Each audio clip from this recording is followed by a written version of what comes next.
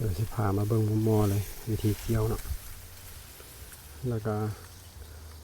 เอาต้นข้าวมัดแบบนี้แล้วทุกคน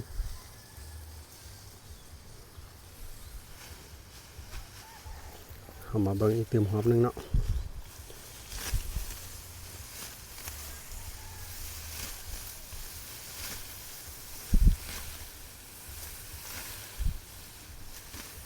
พอได้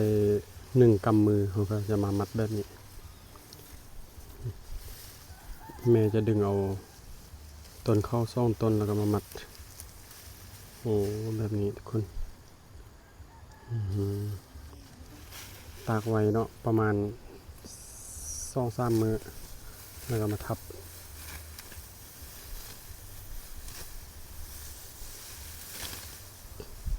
การเกี่ยวจะโบสูงล่ายแล้วก็บ่ต่ำล่ายเนาะทุกคนต้นเขาประมาณชั้นนี้แล้วก็นั้นพื้นดินละประมาณนี้เพียงหัวเข่าเนาะ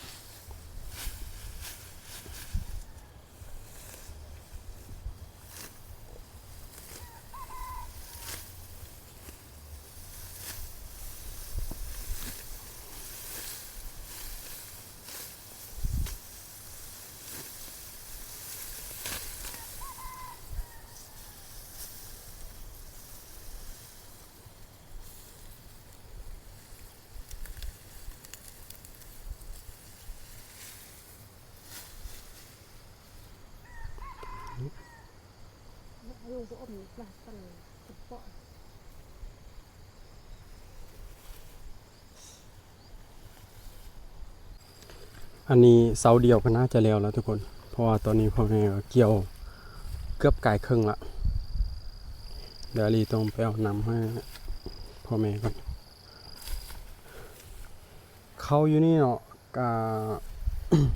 มันจะสุกก่อนเข้าหนาทุกคนเพราะมันเป็นข้าวไห่เนาะปลูกเขาจะปลูกก่อนเลยเพราะฉะนั้นแล้วทั้งไก่ทั้งนู่จะมากินบักล่ายทุกคนเดี๋ยวดิจะพาทุกคนไปเบิ่งเนี่ยตามห้อยมันกินเนาะเดี๋ยวมื้อเลี้ยงอาลีจะโรใส่กับทุกคนเห็นบ่อันนี้จะเป็นนู่เนาะเป็นนู่กินนู่ปลานี่แหละส่วนข้าวหนาอย่างแบบบ่ยาวปานใดทุกคนเนาะของคนอื่นก็คือกันพุ่นนะแต่ก็เขี้ยวงามเนาะช่วงนี้เนาะโอ้บรรยากาศสุดยอดเลยพร้อมกับเมฆดำๆเนาะ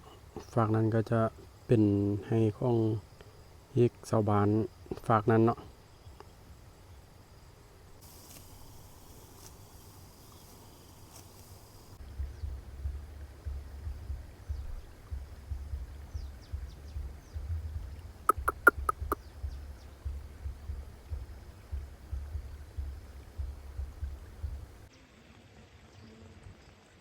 30 นาทีผ่านไปทุกคน